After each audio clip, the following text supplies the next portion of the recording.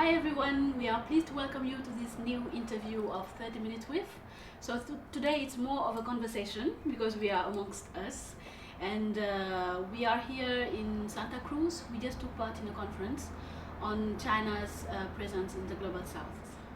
So first of all, I would like to introduce this series. 30 Minutes With is a series of interviews with African and Global South policymakers, artists, designers, and public intellectuals, actually. And we just discuss about current issues that are of interest to Africa. So, first of all, I would like to thank my guest for joining us, and also to please ask you to introduce yourself. Thank you.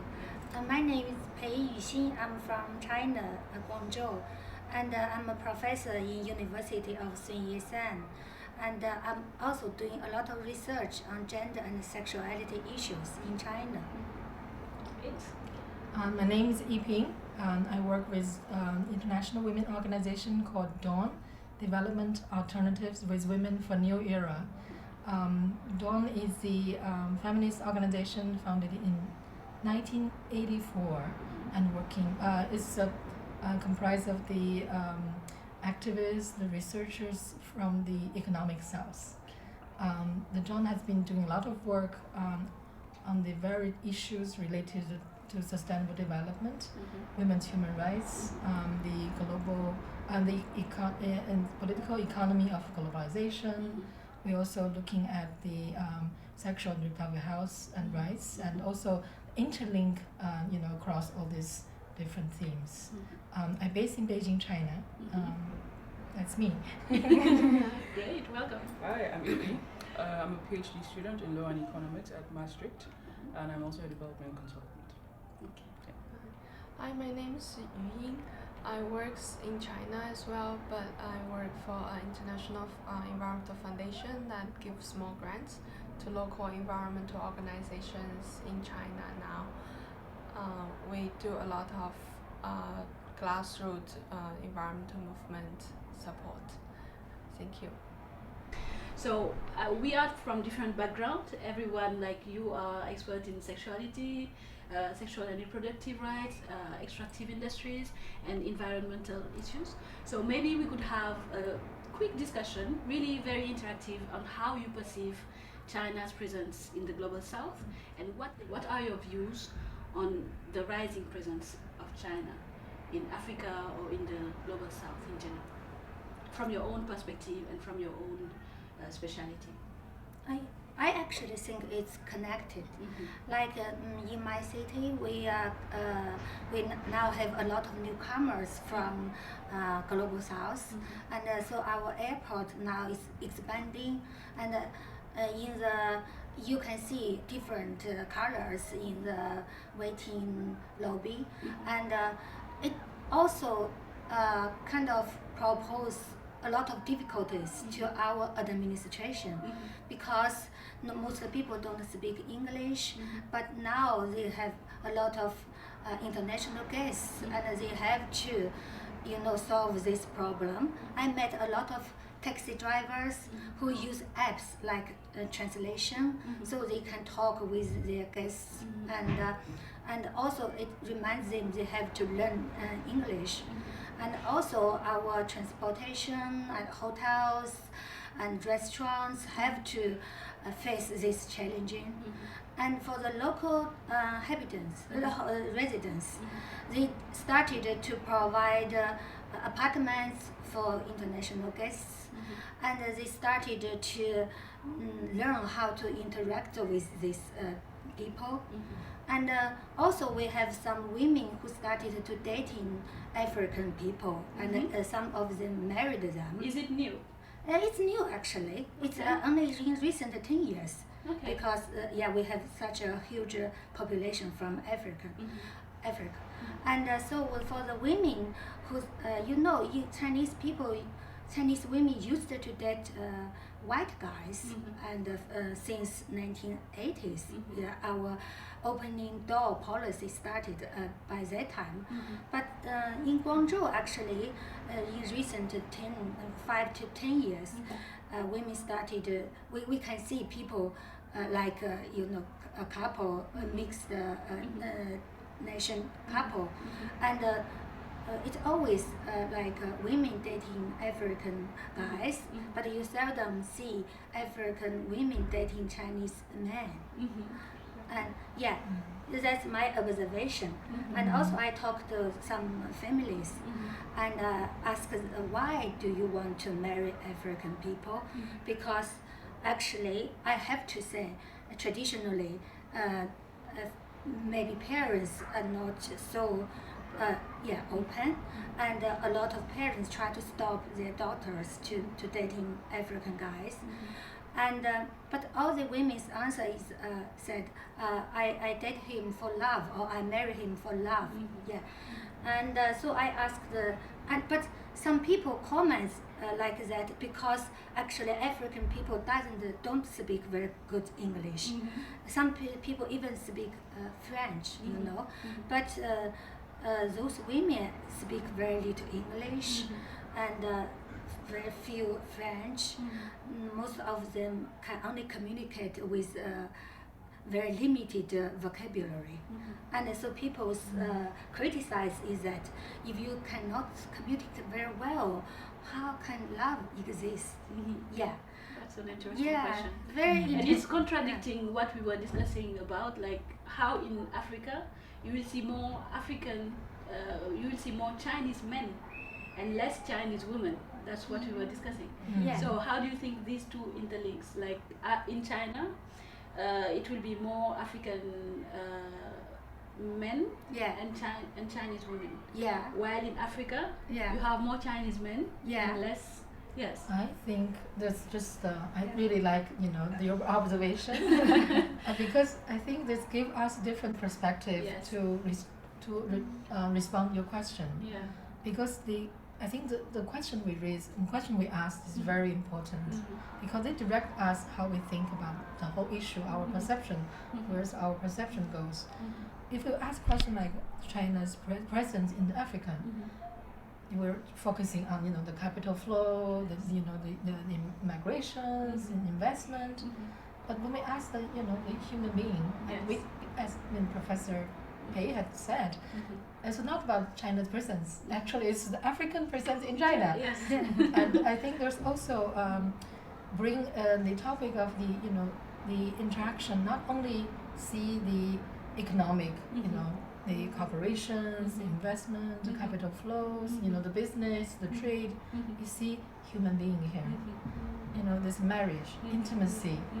That's very interesting because that's also shaped. Like for example, the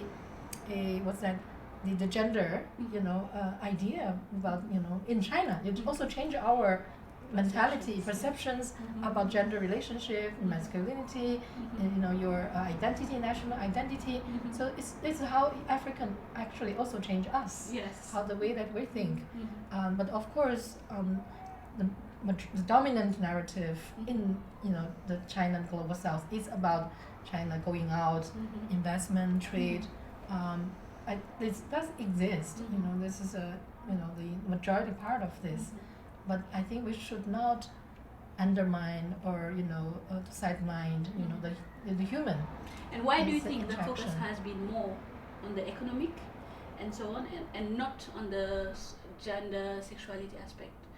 Can you think of anything that can explain? I think maybe you can speak more because she is from the economic background. But the one thing I think, I think first is the lack of gender perspective in the policy making, in the strategy on the this so-called the economic cooperation or the trade, because gender or sexuality are never on the picture on the table.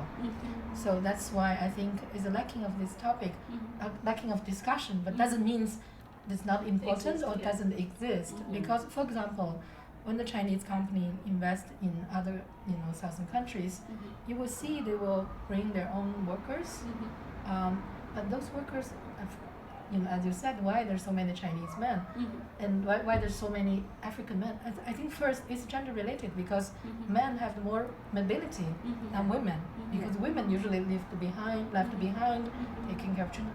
Women have less mobility.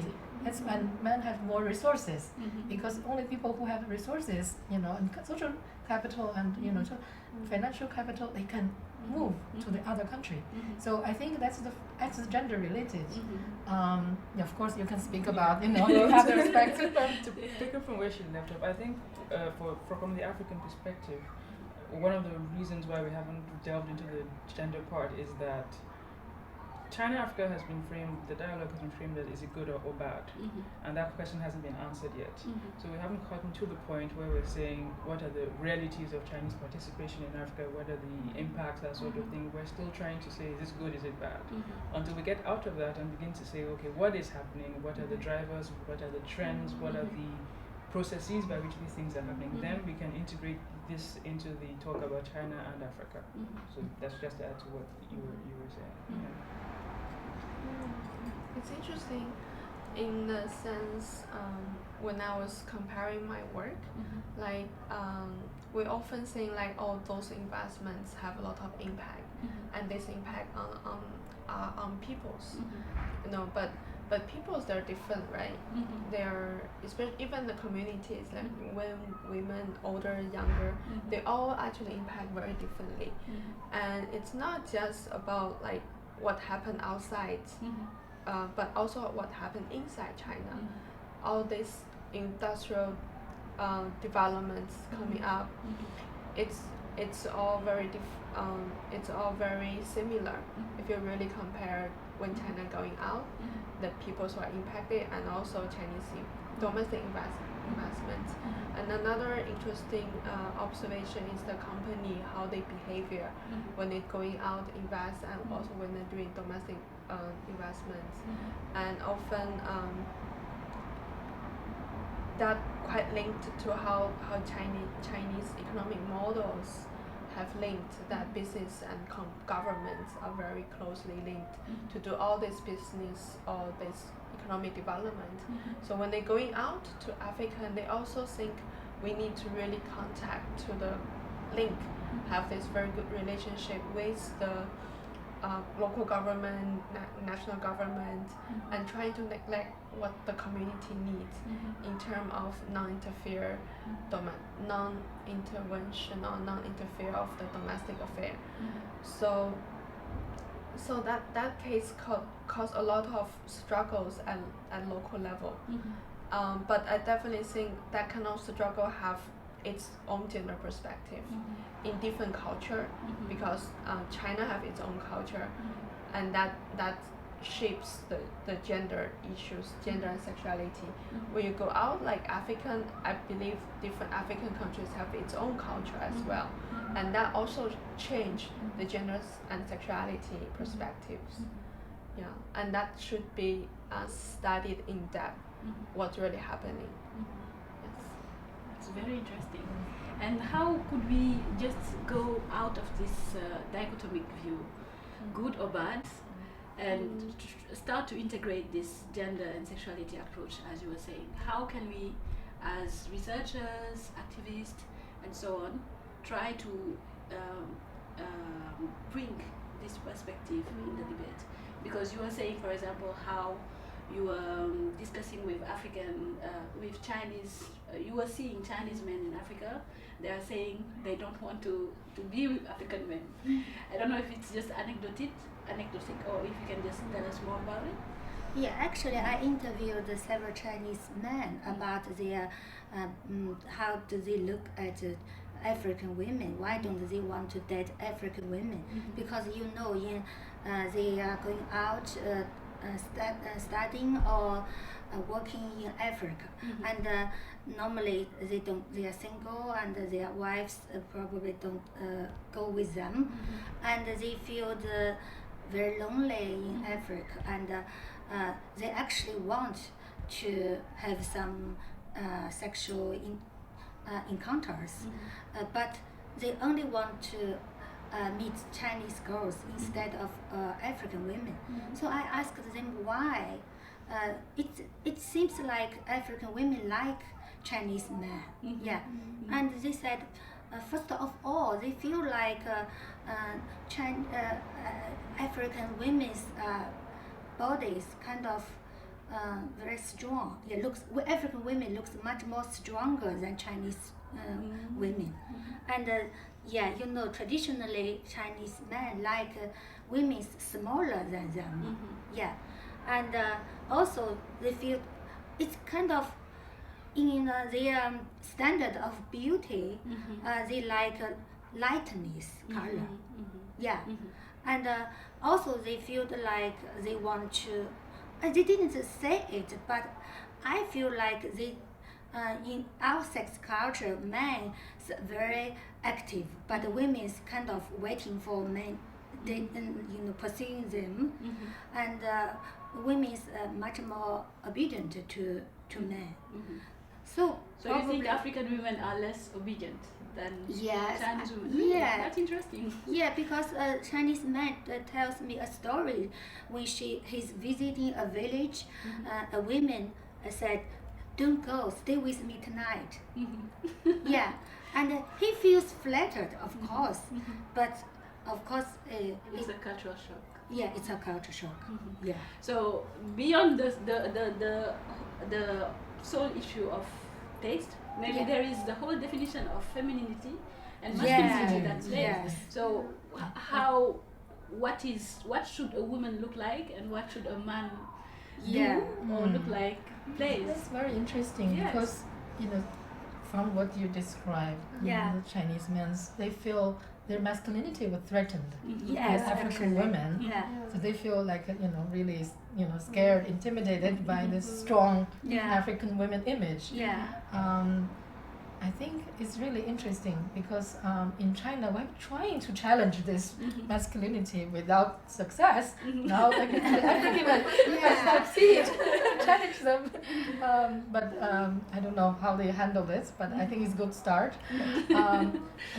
And I think it's also about like the whole image of African and China, because I think historically China also perceived as the Oriental, passive, feminine. That's the image of China, weak. That's why they need to be colonized, to be liberated, to be to secured, to be rescued. I think this from I don't know, this is maybe the biased perception about African image. On the one hand, there was there was poverty, there was less development, so there was the weakness in the economic perspective. On the other hand, on the this sexual and intimacy, African is strong, and there's a wild because of this wild nature, So I think there was a very contradictory on the mix, the image of African. I still need more exploration. But I think it should be start at asking question of how we break down this binary of good or bad, strong or weak, developed, underdeveloped. But I think that the whole set of questions was very problematic because it was I see there's like a hierarchy on it because if you are poor, if you are underdeveloped, you should be passive, obedient, and ready to be rescued. So it's very much in line with this colonized colonization, this whole construction of the colonized. And I don't want to interrupt you, but it's the whole thing that Paul was saying yesterday, Paul Amar, about how we are constructing victimization. Yes, Right. Yes. Yeah. So what do you think about all this? How can we get out of these dichotomic views and understand that China is not homogeneous and African people also are not homogeneous? So their relationship is not one of a single story. Exactly. Yeah. I think that's why I think China's presence in Africa shouldn't be seen or perceived as the rescuer or colonizer. I think we should really build this trust and what's that, equal, mutual, horizontal, relationship. The real partnership should be based on the equality. So that's I think maybe the good start point. Yeah, I would say it's just more study of what is actually happening. Mhm. Why are Chinese people going to Africa? Where in Africa are they going to? Mhm. What do they do when they get there? How do Africans interact with them? Mhm. Not from a point of view where we have a theory we're trying to validate, Mhm. but just going in with an open mind and saying, look, what actually happens here? We pay attention to the people who are actually involved in these things, and then take their answers to understand what you were talking about, not going into frame your theory with their responses. Yes. And actually, you are working on the extractive industry yes. side, so Yeah. the more economic Yes. aspects. Yeah, So what have you seen through your research? Right. China's interaction with Africa. What have you? The Right. more investment Right. side. So I've been working on Chinese investment in small-scale mining in Ghana, and from the readings and the theories and from policy, you have the framework of the Chinese people were going to break the law in small-scale mining, which is true, and so many other things that were presented as a problem. But then when I went to Ghana to talk to the small-scale miners, they were like, no, these people are really good. They've introduced this and that and technology and this and that. So the miners had the perspective that their government should actually help them to work with the Chinese miners instead of deporting them. So you find that the story... Oh, they have been deported? Yeah, they have been up to 5,000 in about 2013. Okay. But I found that there was a disparity between the theory and what is actually happening. And that's why I say we have to continue to understand the real points of engagement, understand what's happening, and then to understand how to manage the entirety of it. And who do you think is distorting or is bringing this gap between what is happening? Is it the media? Is it? I think it's everyone. I think it's perhaps the way the dialogue was framed initially, and then that sort of set the stage for what we have now. So we just have to reinvent the dialogue and introduce new points of things to talk about. Yeah, continue to Ify's point. I do feel like in this past perhaps like 100 years, we've been, maybe 60 years after the Second World War, we do put too much attention on economic development, and everything is so oriented to economic development, investments, get rich, and hardworking, and all these things being too dominant to everybody's life. Well, of course, in different degrees.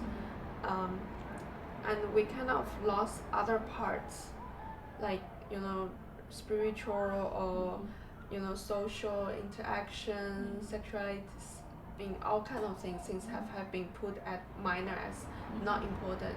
But how we really putting these things come together. I was remember one interesting issues when I was interviewed the Chinese companies in Laos, because Laos they are Buddhism, and the Chinese were saying tell me like the Laos are so lazy. They don't do works. They work like here for 2 days and they go back home and they buy beer and relax, or they go into catching fish and all these things. But when I was asking for the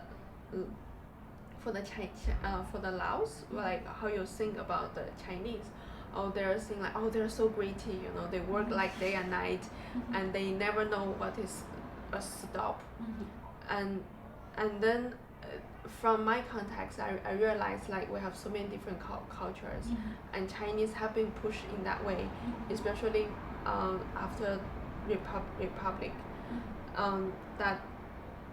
that we've been like pushing hard, like hard working is a ritual, and this kind of grittiness, it's there, it's like unlimited, and that was also somehow linked with all this economic development, this GDP, this kind of economic development models that we're having. Are we having kind of new perspectives that we can think more about what is enough? Because even now in many China with Chinese, when we're talking about like, we don't want too many we don't want this high-rise buildings. We don't want to make our cities too big. We just want our environment to be nice. We just want to have a good, like simple life, where people can fit, people can do whatever they want, not very money oriented. But the whole societies are on that trend, how we really change it to transform it in a more relaxed but more consider about other perspective ways that make our society be really harmony or really fruitful in that way. And I think in this sense we need to question the whole development models that we have, because we are always putting the economic and the growth and all this forward, and not thinking enough of people, of cultures and so on. And we are looking at nature as a resource for economic development, but not looking at nature as there are other people who consider nature as other selves. There are other spiritualities, there are other dimensions than just extractive. So how we at our level what would you like to see more in the China-Africa debate from your own perspective? I know, for example, you are working on climate change. So what kind of discourse would you like to see more on the table around this debate, China, Africa, or China, Global South? What is missing in your point of view? I think actually we need to understand more of each other's lives. Actually, we have a lot of stereotypes of each other, and I think that's because of we lack of experience of knowing each other.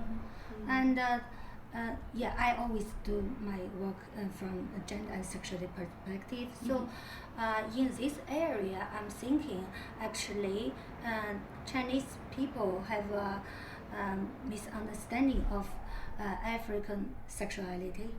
Because we always think they are wild and they are not, they are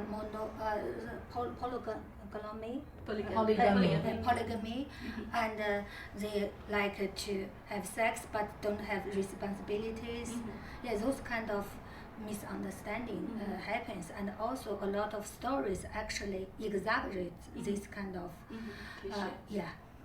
stereotypes. So probably we can try to actually interact with each other much more.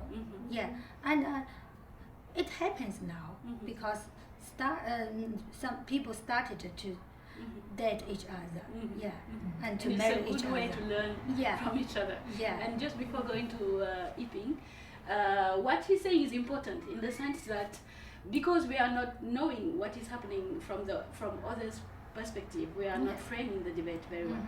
So you have been intervening in all this policy space as an observer and so on, and I'm sure you can tell us more about how she's saying China doesn't understand sexuality in Africa. I think Africans themselves do not understand very well the sexuality approach. When we have, for example, these meetings, and when we ask about sexual and reproductive rights, and African policymakers would say, delete the sexual part and then we can discuss. So can you tell us more about how we frame the debate and what you would like to see more? I think what I would like to see, the first is, in order to challenge the current dominant narrative on this economic development, unsustainable developed models, we really have to look at have to think about development, the well-being of the earth, well-being of the planet, well-being of human being, from the new perspective, from the what they call egalitarian, and that's the mutual benefits, because otherwise all this hard work Chinese has been made is only contribute the more pollution, the more extract from the nature, and the more poverty. So that's not really contribute to any sustainability or the well-being of the human and the planet. So I think, but it's if we only look at the one aspect of economic development, and rather than looking at this as an integral, it's an interlinked, development, then we would not get anywhere. So that's why I think gender, sexuality was very important it's like the eye opener. It's the tool. It's it is the instrument maybe to open this new door, new outlook. But I think in that sense, even though we recognize the importance of a government policy making or the bilateral, the UN space, etc., and multilateral space, intergovernmental space, we also have to really look very deeply and with caution on the role of the capital, on the role of the private sectors and the corporations. At the same time, we must claim the space for the women, for feminist organizations, for the civil societies to be part. To be part of this discussion, to be part of the debate. Otherwise, I think we can see the real change and transformation will be possible. Thank you. Are you looking at me? Okay.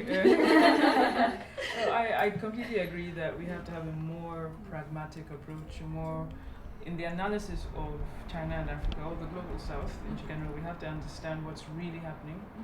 And come from that, not from saying, oh, we have a theory, we want you to explain to us, but like go and understand what has been happening, and then you take your insights away from understanding what's been happening. And like she said, it helps to bridge the gap in talking to each other and trying to know what everyone really means when they're talking.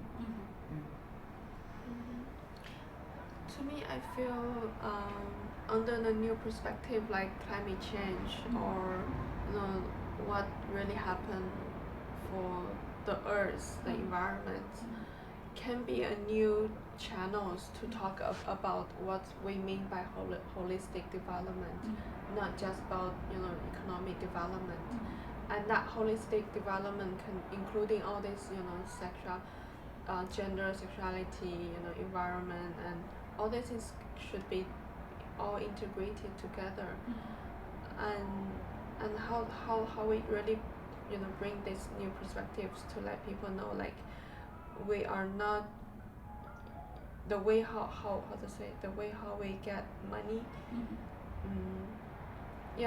I mean human are in this earth are not just to the value of that. It's not just to earn money and get a house and get a car and all this thing, but it's more about learning about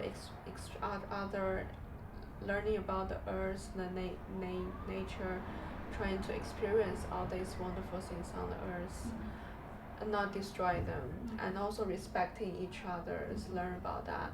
When I was first reading one African stories, I actually realized Africans, all these migrations you have, like with the weathers, with follow the rings.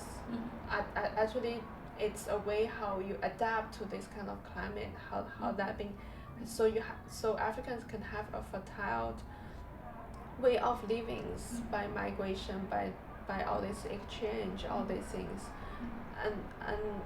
and that was a way how you adapt to the environment to live, not by just putting all these fence. You have my territory, I have your territory. I mean, it's my territory, it's your territory, and that things actually degraded the resource, and the colonization further putting things down, and we only have one kind of idea of how development should be. It's like, oh, we need to be just like US, we need to be just like Europe. This kind of idea actually limited us to see the whole overall pictures about what men live on this earth, how we interact with each other, and how we interact with the environment. And I think this is a very critical conversation, but we are running out of time. And I would just like to invite you to share what you would like to add to the debate, and the way forward for you. What would you like what is your next project, for example, and what would you like to add as a conclusion? To conclude, I feel still I'm reflecting a lot of stories I experienced in Africa. Yeah, because as a Chinese woman, I met several African guys, and I found actually they're very polite, and I asked their families, their wives, and their lives, and it seems like they're not so wide as we imagined. And so, to conclude, I still think we should have more interactions into each other's real lives, and to see how people just live their lives in every day. That's very important. I'm currently doing a paper with co-author with another colleague on the Chinese foreign policies and Chinese going out strategies and what's it to do with gender and sexuality and how the women's rights or gender equality be part of this agenda. And I do think this can be maybe the opportunity. I think it's just open a new opportunity as China has more interact with the outside world, and not only with the developed world, but also with the southern countries. Has opened an opportunity for us, both I think for China and other southern countries, to maybe explore the alternative. As a benefit, for every country that involves, but I see is that also a big challenge. As when we see there was a shrinking space for the civil societies, when we see the more and more powerful, the presence of the private sectors, and also the states like deregulate, the financialization, etc. So I think it's a lot of challenge. Okay. I'm also going to continue to research, and not just to understand, but also to try and see the ways in which we can develop the strategies to better help engagements, to help investments, and to manage the conflicts that we have identified that have come out of China-Africa engagements, and to see not just for the now, but for the future, to posit, to forecast and say what's going to continue to happen, and what are the best ways to continue to make sure that things happen in a way that works for everybody. For me, this meetings definitely gave me a lot of new perspectives. And in next month, we're having a workshop with NGOs, environmental organizations on gender and environment, a training. And I do think this workshop bring a lot of insights for me to help with this workshop, as well as in the future I will be putting more attention on that. Chinese environmental organizations very segregated. They just thinking about environment management. It's just about pollution. It's about more as on scientific perspectives. It's not really putting. They haven't said gender perspectives. More other perspectives that are interlinked. So I feel pushing the Chinese civil societies to have a multidisciplinary perspectives on things, to understand the social issues, environmental issues are quite important. And by building this kind of base of understandings for them, will support when they're going out as well as when understanding the domestic. I think understanding the domestic issues will also support us to understand the outside issues, in other places, in more international issues.